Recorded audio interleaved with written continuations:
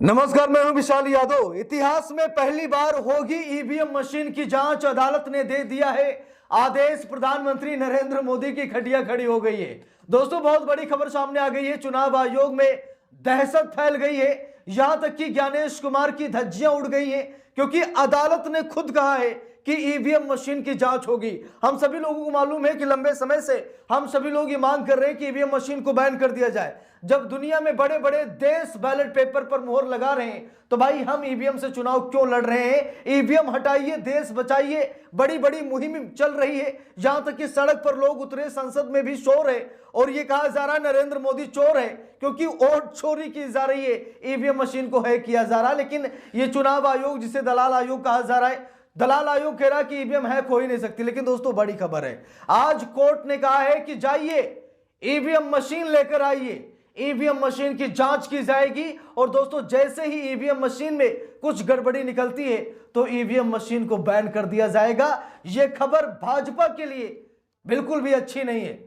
यह खबर नरेंद्र मोदी, अमित शाह के लिए बिल्कुल अच्छी नहीं है, क्योंकि ईवीएम से जो खेला हो रहा है हम सभी लोगों को बताने की जरूरत नहीं है, कुछ दिखाने की जरूरत नहीं, हम सभी लोग जान रहे हैं, ठीक है। और अभी हाल ही में सुप्रीम कोर्ट के वकील महमूद पराचा ने आंदोलन भी किया था। उन्होंने ईवीएम मशीन को हैक करके दिखाया था और चुनाव आयोग से कहा था कि लाइए 100-150 मशीनें लाइए, जिन मशीनों पर आपको ज्यादा विश्वास है वो मशीनें लेकर आइए और हम चुटकी बजाकर हैक कर देंगे। हम चुनाव आयोग के दफ्तर में हैक कर देंगे, हम सुप्रीम कोर्ट में हैक कर देंगे, हम बीच चौराहे पर हैक कर देंगे। चुनाव आयोग जहां कहेगा वहां उन मशीनों को हैक कर देंगे। लेकिन दलाल आयोग ने ईवीएम मशीनें नहीं दी। अगर उसी वक्त ईवीएम मशीनें दे दी जाती तो सुप्रीम कोर्ट के वकील महमूद पराचा, भानु प्रताप साहब ईवीएम मशीन को हैक कर देते। लेकिन दोस्तों, आज अदालत ने ईवीएम मशीन की जांच करने का आदेश दे दिया है। पूरे देश में खुशी की लहर दौड़ गई है। सालों साल की मेहनत सफल होती नजर आ रही है, क्योंकि अगर इंडिया गठबंधन की सरकार बनाना है तो भैया ईवीएम हटानी है। अब देखिए, खबर भी सामने आ गई है एबीपी न्यूज के हवाले से। लिखा भी है, भारत में चुनावी इतिहास में पहली बार होगी ईवीएम की जांच। देख लीजिए, पहली बार ईवीएम मशीन की जांच होने जा रही है। यह समझ लीजिए कि ईवीएम मशीन का पोस्टमार्टम होने जा रहा है। कई बार ईवीएम पर सवाल खड़े हुए, लेकिन ईवीएम बेदाग निकली। कारण यह था कि चोरी का इल्जाम भी चुनाव आयोग पर लग रहा है और चुनाव आयोग ही जांच कर रहा है। जब चोर ही अपनी चोरी की जांच करेगा तो भैया निष्पक्षता नजर कहां से आएगी? नहीं आएगी ना। तो वही हाल था, चुनाव आयोग चोरी कर रहा था और चुनाव आयोग ही जांच कर रहा था। लेकिन अब कोर्ट के आदेश पर जांच होने जा रही है। यह बहुत ही बड़ी खबर है। देखिए, यहां पर लिखा भी है, बाकायदा एबीपी न्यूज ने पोस्ट भी किया है। लिखा है कि भारत के चुनावी इतिहास में पहली बार बॉम्बे हाई कोर्ट ने इलेक्ट्रॉनिक वोटिंग मशीन यानी ईवीएम की जांच और निरीक्षण की अनुमति दी है। यह आदेश जस्टिस सोमशेखर सुंदरेशन की ओर से दिया गया है। मामला 2024 के महाराष्ट्र विधानसभा चुनाव से जुड़ा हुआ है। मुंबई उपनगर जिले के डिप्टी रिटर्निंग ऑफिसर अर्चना कदम ने जानकारी दी कि 16 और 17 अप्रैल को मुंबई में ईवीएम निर्माता भारत इलेक्ट्रॉनिक्स लिमिटेड यानी बेंगलुरु द्वारा केवल डायग्नोस्टिक चेक किया जाएगा। तो बात है दोस्तों कि ईवीएम मशीन में जांच के आदेश दे दिए गए हैं। अब सबसे बड़ा सवाल यह है कि इस बार भी क्या ईवीएम मशीन बेदाग निकलेगी, या फिर ईवीएम मशीन अपनी औकात दिखा देगी, या फिर ईवीएम मशीन खुद ओपन हो जाएगी और बताएगी कि हाँ, मैं लोकतंत्र को लूट रही हूं। कारण ये दोस्तों कि अमेरिका जैसे देशों में ईवीएम बैन है। यहां तक कि हमारे कई पड़ोसी देशों ने भी ईवीएम को बैन कर दिया है, क्योंकि यह कहा जा रहा है कि ईवीएम से चुनावी नतीजे बदले जा सकते हैं। टेक्नोलॉजी के बादशाह कहे जाने वाले एलन मस्क, जो कि वैज्ञानिक भी हैं, उन्होंने खुद कहा कि ईवीएम के नतीजों पर विश्वास नहीं करना चाहिए और भारत को भी बैलेट पेपर की तरफ मुड़ना चाहिए। यहां तक कि विश्वगुरु के गुरु अर्थात डोनाल्ड ट्रंप ने भी कहा कि ईवीएम मशीन के नतीजों से विश्वास नहीं किया जा सकता, उसमें गड़बड़ियां हो सकती हैं, मशीनों से लोकतंत्र को नहीं तोला जा सकता। लेकिन बावजूद इसके पूरी भाजपा लगी पड़ी है कि ईवीएम से ही चुनाव होगा। यहां तक कि प्रधानमंत्री नरेंद्र मोदी ईवीएम का प्रचार कर रहे हैं, अमित शाह ईवीएम का प्रचार कर रहे हैं। कारण ये इनको फायदा हो रहा है। ठीक, ये हमेशा सरकार में बने रहेंगे जब तक ईवीएम मशीन रहेगी। लेकिन विपक्ष लड़ाई तो लड़ रहा है, लेकिन इतनी भी लड़ाई नहीं लड़ रहा है कि ईवीएम मशीन की जांच कर ले या ईवीएम मशीन को एक ईवीएम मशीन को ले ले चुनाव आयोग से। चुनाव आयोग मशीनों को देने को तैयार नहीं है।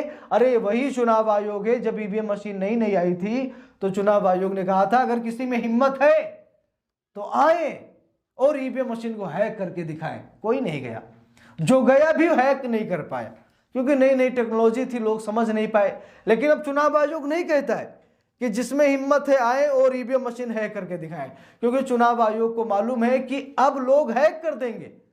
अब लोगों को पता चल गया है, अब ईवीएम मशीन का तोड़ निकल आया है। एआई के जरिए ईवीएम को हैक किया जा सकता है, इसमें कोई बड़ी बात नहीं है। इसीलिए चुनाव आयोग अब नहीं कह रहा कि आइए हैक करके दिखाइए। तो दोस्तों, ईवीएम मशीन पर जांच के आदेश कोर्ट ने दे दिए हैं। मुझे पूरी उम्मीद है कि जांच निष्पक्ष होगी, और अगर निष्पक्ष जांच होगी तो पता भी चल जाएगा कि चुनाव में गड़बड़ी कैसे हो रही है, नतीजे बदले जा सकते हैं या फिर नहीं। वैसे कई बार डेमो हम सभी लोगों ने देखा है, डमी ईवीएम मशीन का कई बार प्रयोग किया गया है, ठीक है, कई बार जांच पड़ताल किया गया है और ईवीएम मशीन से नतीजे बदलते हुए नजर आ रहे हैं। आप दबाएंगे कुछ और तो दब जाता है कुछ और पर्चियां भी तो नहीं मिलती हैं, पता भी नहीं चलता है कि आपने किसको वोट दिया है। आप कहीं दावा भी नहीं ठोक सकते हैं कि हमने इनको वोट दिया है, ठीक है। सरकार बन जाती है, लोग निराश हो जाते हैं, लोगों को पता ही नहीं चलता। तो बैलेट पेपर पर क्या है कि मोहर लग गई तो मोहर लग गई, अगर ज्यादा मोहर लग गई तो इनवैलिड हो जाएगा, कोई उसका मतलब ही नहीं है, ठीक है। तो अच्छा है ना बैलेट पेपर। मैं आप सभी लोगों से सवाल कर रहा हूं कि क्या ईवीएम मशीन बैन होनी चाहिए या फिर नहीं, आप लोग कमेंट करके जरूर बताइएगा। देश को बैलेट पेपर की तरफ लौटना चाहिए या फिर नहीं, आप सभी लोग कमेंट करके जरूर बताइएगा, क्योंकि मुझे पूरा विश्वास है कि आप सभी लोग ईवीएम से नाराज हैं, ईवीएम के नतीजों से आप सभी लोग खुश नहीं हैं, और बहुत अच्छा होता जब ईवीएम मशीन बैन हो जाती।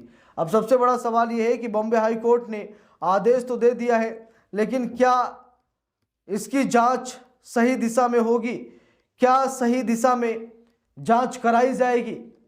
क्योंकि ईवीएम बनाने वाली मशीनों में भाजपा के लोग बैठे हैं, हर एक जगह पर भाजपा के लोग बैठे हैं, इसीलिए जबरदस्त तरीके से बेईमानी और धांधली सब कुछ किया जा रहा है। लेकिन अब देखना यह है कि आगे क्या कुछ होता है, जांच निष्पक्ष हो पाती है या फिर नहीं। इस बार ईवीएम दागी निकलेगी या फिर बेदाग निकलेगी, हम सभी लोग जरूर जान पाएंगे।